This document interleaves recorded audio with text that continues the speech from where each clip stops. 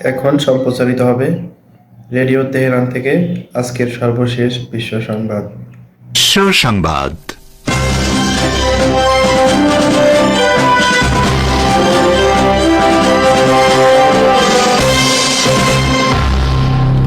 সংবাদ শিরোনাম।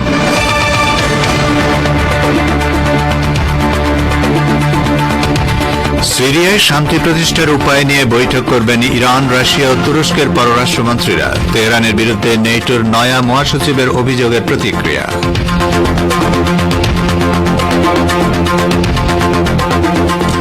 সিরিয়া ও রাশিয়ার যৌথ বাহিনীর অভিযান। সিরিয়ার উত্তরাঞ্চলে বিদেশি মদতপুষ্ট 2000 সন্ত্রাসী নিহত।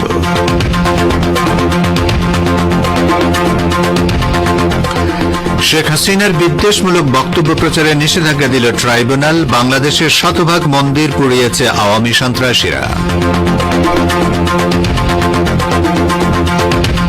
এবং পশ্চিমবঙ্গে বাংলাদেশের পতাকা অবমাননা, হোটেল ও প্রকাশ্য স্থানে গরুর গোশত খাওয়া ও বিক্রি নিষিদ্ধ করল অসম সরকার।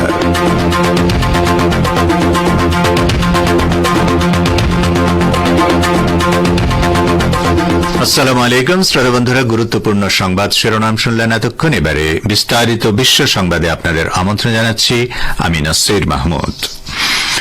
ইরানের পররাষ্ট্রমন্ত্রী সৈয়দ আব্বাস আরাকচি বলেছেন, সিরিয়া সংক্রান্ত আস্তানা শান্তি প্রক্রিয়া বাস্তবায়নের নিশ্চয়তা দানকারী 3 দেশের শীর্ষ কূটনীতিকরা সিরিয়ায় আবারও জঙ্গিবাদের উত্থান নিয়ে শিগগিরই কাতারে বৈঠকে মিলিত হবেন। তিনি গতকাল তেহরানে বলেন, আগামী সপ্তাহের শুরুতেই তিনি ওই বৈঠকে অংশ নিতে কাতারের রাজধানী দোহা সফর করবেন।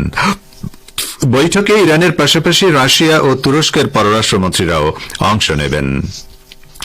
আরাকচি বলেন, দোহায় যে বৈঠক হবে তা হবে আস্তানার শান্তি প্রক্রিয়ারই ধারাবাহিকতা। ইরানের পররাষ্ট্রমন্ত্রী বলেন, কাতারে অনুষ্ঠেয় ওই বৈঠকে নিশ্চিতভাবে স্বাগতিক দেশের কোন প্রতিনিধি উপস্থিত থাকবে না। সিরিয়ায় 2011 সালে বিদেশি মদদে চাপিয়ে দেওয়া সহিংসতার অবসান ঘটানোর জন্য 2017 সালে কাজাখস্তানের রাজধানী আস্তানায় যে শান্তি আলোচনা শুরু হয়েছিল সেটি আস্তানার শান্তি প্রক্রিয়া নামে পরিচিত। সিরিয়ায় 2017 সাল থেকেই সন্ত্রাসবাদ স্তীমিত হয়ে আসে, যার পেছনে আস্তানার শান্তি প্রক্রিয়ার বড় ভূমিকা ছিল। কিন্তু গত সপ্তাহে সিরিয়ার উত্তরাঞ্চলে আবারও সন্ত্রাসবাদের উত্থান হওয়ার পর ইরানের পররাষ্ট্রমন্ত্রী আস্তানার শান্তি আলোচনার অর্জনগুলো রক্ষা করার আহ্বান জানালেন। ইরানের পররাষ্ট্র মন্ত্রণালয়ের মুখপাত্র ইউক্রেন সম্পর্কে নতুন নেটো মহাসচিবের বক্তব্য এবং তেহরানের বিরুদ্ধে অভিযোগের প্রতিক্রিয়া জানিয়েছেন। উত্তর আটলান্টিক চুক্তি সংস্থা নেটোর নতুন মহাসচিব মার্ক রুটে সম্প্রতি মার্কিন নির্বাচিত প্রেসিডেন্ট ডোনাল্ড ট্রাম্পকে একটি সতর্কবার্তা দিয়েছেন। তিনি বলেছেন, যদি ইউক্রেনকে রাশিয়ার সাথে যুদ্ধ শেষ করতে বাধ্য করা হয় তাহলে আমেরিকাকে চীন, ইরান ও উত্তর কোরিয়ার গুরুতর হুমকি মোকাবেলা করতে হবে। নেটো মহাসচিবের ওই দাবির জবাবে ইরানের পররাষ্ট্র মন্ত্রণালয়ের মুখপাত্র ইসমাইল বাকাই হামানে আজ তার এক্স সোশ্যাল নেটওয়ার্কে দেওয়া বার্তায় লিখেছেন, নেটোর মহাসচিব মার্কিন যুক্তরাষ্ট্রের ভবিষ্যৎ সরকারের কর্মকৌশল নির্ধারণে অদ্ভুত পরিকল্পনা নিয়ে কাজ করছেন। তেহরানকে অভিযুক্ত করার সময় বিষয়ে তিনি রোটের বিবৃতির সমালোচনা করে স্পষ্ট ভাষায় বলেছেন, নেটোর কিছু সদস্যের উস্কানিমূলক এবং সর্বগ্রাসী নীতির কারণে ইউরোপ সহ বিশ্বের উপর নিরাপত্তাহীনতা ক্রমশ বৃদ্ধি পাবে। ইরানের এই কূটনীতিক আরও বলেন, নতুন নেটো মহাসচিবের বিবৃতি বিশ্বের মেরুকরণের মাধ্যমে জঙ্গিবাদকে উৎসাহিত করবে। এটা কোনোভাবেই দায়িত্বশীল আচরণ হতে পারে না বলেও তিনি মন্তব্য করেন। উগ্র সন্ত্রাসীরা সিরিয়ার উত্তরাঞ্চলীয় শহর হামায় প্রবেশ করেছে বলে যে খবর প্রচারিত হয়েছে তা নাকচ করে দিয়েছে দেশটির প্রতিরক্ষা মন্ত্রণালয়। ওই মন্ত্রণালয়ের বরাত দিয়ে আজ রাশিয়ার স্পুটনিক বার্তা সংস্থা জানিয়েছে, হামা শহরে সন্ত্রাসীরা ঢুকে পড়েছে বলে তাদের সামাজিক মাধ্যম ও কিছু আরব গণমাধ্যম যে খবর দিয়েছে তা সত্য নয়। সিরিয়ার প্রতিরক্ষা মন্ত্রণালয় আরও বলেছে, সন্ত্রাসীদের অনুপ্রবেশ রোধ করতে শহরটির সবগুলো প্রবেশ পথে দেশের সশস্ত্র বাহিনী পূর্ণ শক্তি নিয়ে প্রস্তুত রয়েছে। বুধবার সকাল থেকে সন্ত্রাসীদের সামাজিক মাধ্যমের বরাত দিয়ে কিছু আরব গণমাধ্যম এই দাবি করতে থাকে যে আলেপ্পোর একাংশ দখল করার পর উগ্র সন্ত্রাসীরা হামা শহরের পূর্ব অংশ দিয়ে শহরে ঢুকে পড়েছে এবং বেশ কিছু এলাকা দখল করে নিয়েছে। গত 27 নভেম্বর তুরস্ক সহ কিছু দেশের সমর্থন নিয়ে উগ্র সন্ত্রাসীরা সিরিয়ার উত্তর পশ্চিমাঞ্চলীয় বিস্তীর্ণ এলাকায় হামলা চালায়। ওই হামলা ছিল 2020 সালে সিরিয়ার সরকারের সঙ্গে সন্ত্রাসী গোষ্ঠীগুলোর স্বাক্ষরিত যুদ্ধবিরতি চুক্তির সুস্পষ্ট লঙ্ঘন। 2011 সালে সিরিয়ায় বিদেশি মদতপুষ্ট সহিংসতা চাপিয়ে দেওয়া হলে ইরানই প্রথম দামেস্কের পাশে দাঁড়িয়েছিল। 2017 সালে ইরান ও রাশিয়ার সহযোগিতা নিয়ে উগ্র জঙ্গি গোষ্ঠী দায়েশের বিরুদ্ধে বিজয়ী হয়েছিল সিরিয়া। সিরিয়ার উত্তরাঞ্চলে গত এক সপ্তাহে বিদেশি মদতপুষ্ট প্রায় 2000 সন্ত্রাসী নিহত হয়েছে বলে খবর পাওয়া গেছে। সিরিয়া ও রাশিয়ার সেনাবাহিনীর যৌথ অভিযানে এসব সন্ত্রাসী নিহত হয়। যৌথ হামলায় সিরিয়া ও রাশিয়া উভয় দেশের বহু যুদ্ধবিমান অংশ নেয়।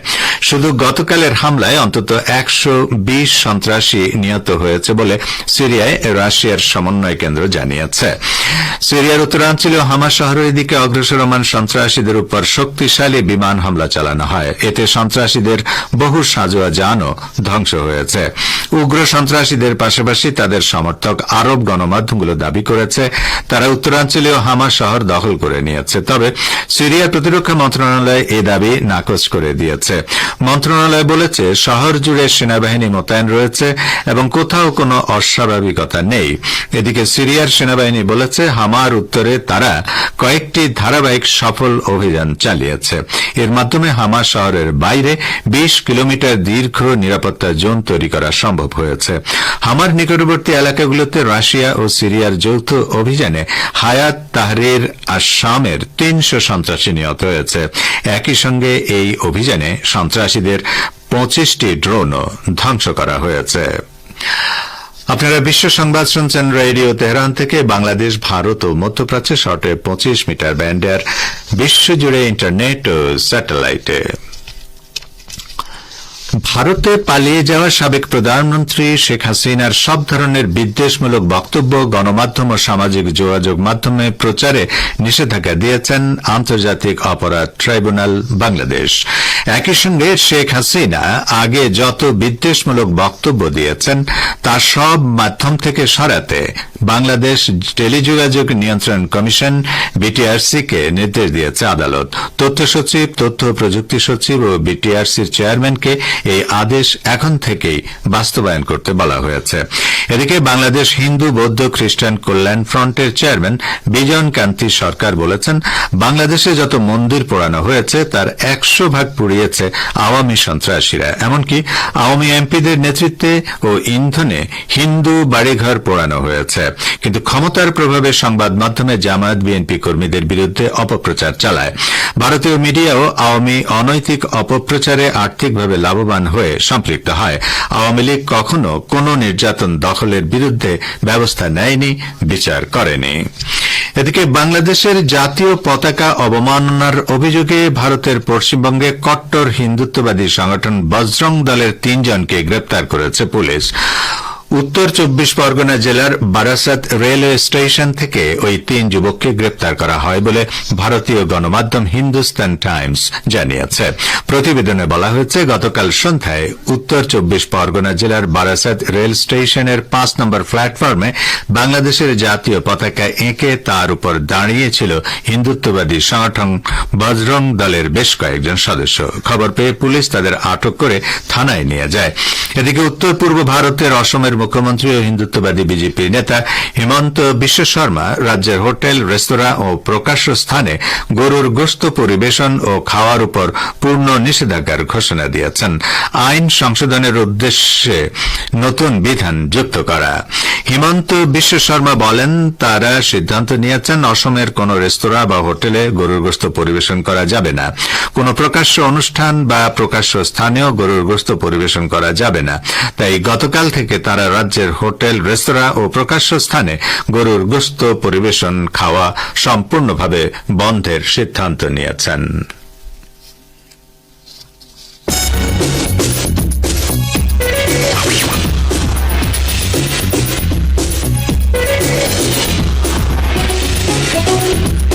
রেডিও তেহরান, খবরের সঙ্গে 24 ঘন্টা। ভিজিট করুন আমাদের ওয়েবসাইট parstoday.ir/dn।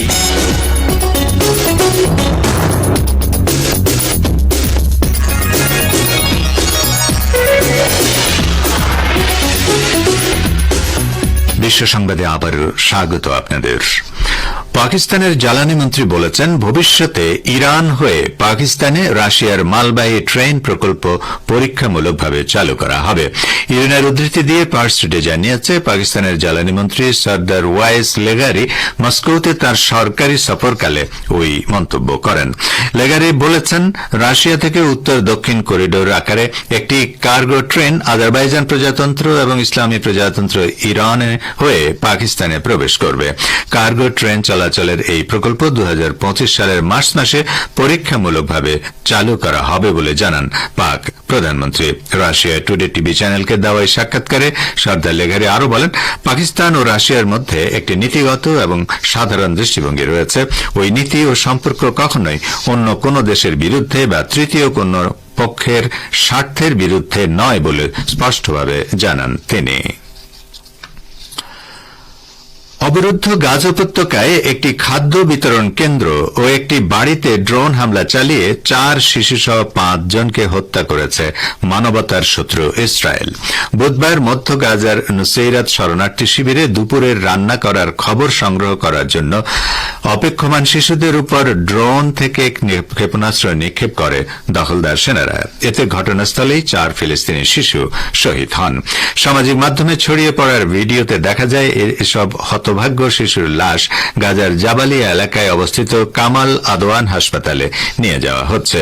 এছাড়া একই এলাকার একটি বাড়িতে ড্রোন হামলায় আরেক ফিলিস্তিনি শহীদ হন।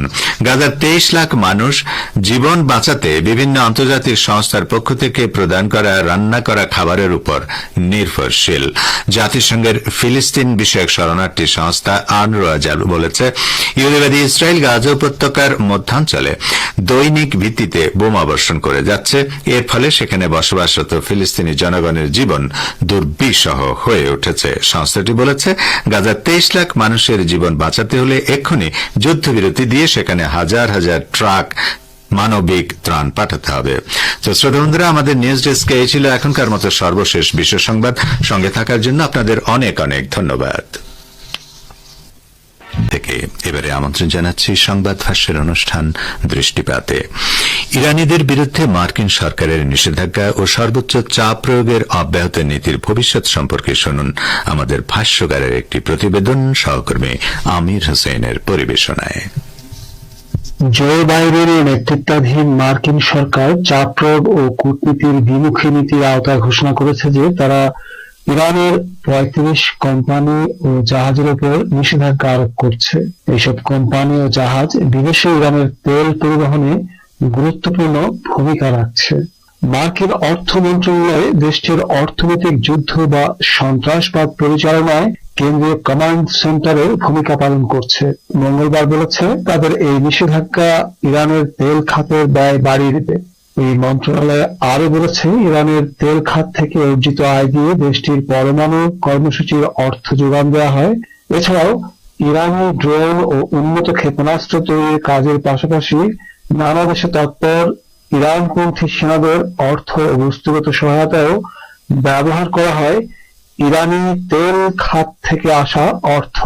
ডোনাল্ড ট্রাম্পের নেতৃত্বাধীন মার্কিন সরকার 2018 সালে একতরফাভাবে ইরানের সঙ্গে 6 বড় শক্তি এবং জাতিসংঘের সমন্বয়ে স্বাক্ষরিত পরমাণু সমঝোতা থেকে বের হয়ে যায় ও ইরানের উপর কঠোরতম নানা নিষেধাজ্ঞা আরোপ করে।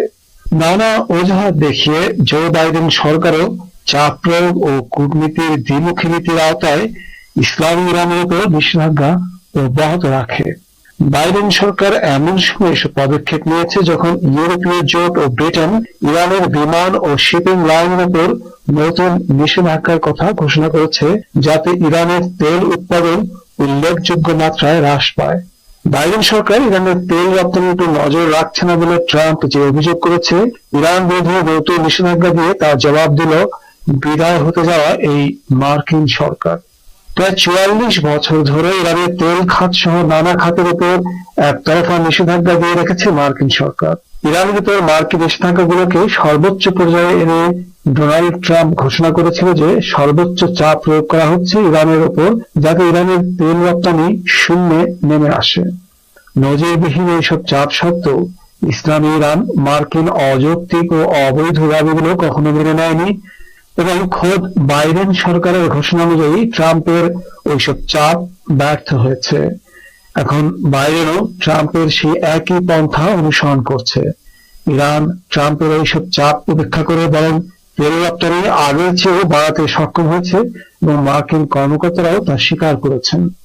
মার্কিন গবেষণা প্রতিষ্ঠান ন্যাশনাল ইন্টারেস্ট এক প্রতিবেদনে স্বীকার করেছে যে গত কয়েক বছর ধরে ইরানের সামগ্রিক অর্থনীতির সূচকগুলোর উন্নতি ঘটেছে।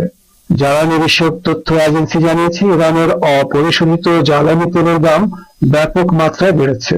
2020 সালে করোনা ভাইরাসের প্রকোপ দেখা দেওয়ার পর দেশটির প্রতি ব্যারেল জ্বালানি তেলের দাম $29 থেকে বেড়ে 2022 সালে $84 ওঠে। জ্বালানি তেলের দামের উপর মার্কিন সরকারের তেমন নিয়ন্ত্রণ নেই, ফলে জ্বালানি তেলের দাম বেড়ে যাওয়ায় বাইডেনের নিষেধাজ্ঞাগুলো ব্যর্থ হয়েছে, বরং ইরান আগের চেয়েও লাভবান হয়েছে। অন্য কথায় মার্কিন প্রেসিডেন্টের ইরান বিরোধী নিষেধাজ্ঞাগুলো ইরানের জন্য সাপেবর ও মার্কিন সরকারগুলোর জন্য বুমেরাং হয়ে দাঁড়িয়েছে। মনে করা হচ্ছে ট্রাম্প দ্বিতীয়বারের মতো মার্কিন প্রেসিডেন্ট হওয়ায় ইরানের উপর আবারও সর্বোচ্চ চাপ প্রয়োগের নীতি আরো ব্যাপক পরিসরে অব্যাহত থাকবে, যদিও তার এই ধরনের নীতি ব্যর্থ হয়েছিল। ইউক্রেন সংকট ও পশ্চিম এশিয়ায় ফিলিস্তিনি সংকট সহ সিরিয়ায় তাচ্ছিল্য সন্ত্রাস জোরদারের প্রেক্ষাপটে ইরান পশ্চিমা নিষেধাজ্ঞাগুলো কিভাবে মোকাবেলা করবে সেটাও এখন দেখার বিষয়। এতক্ষণ যারা আমাদের সংবাদটি শুনলেন সবাইকে অসংখ্য ধন্যবাদ। আমাদের নিয়মিত ভিউয়ার যারা আছেন তাদের 82% ভিউয়ার্স এখনও আমাদের চ্যানেলটি সাবস্ক্রাইব করেননি। সো যারা আমাদের চ্যানেলটি এখনও সাবস্ক্রাইব করেননি দয়া করে সাবস্ক্রাইব করে দিন এবং নিয়মিত আমাদের পাশে থাকবেন আশা করি। ধন্যবাদ সবাইকে।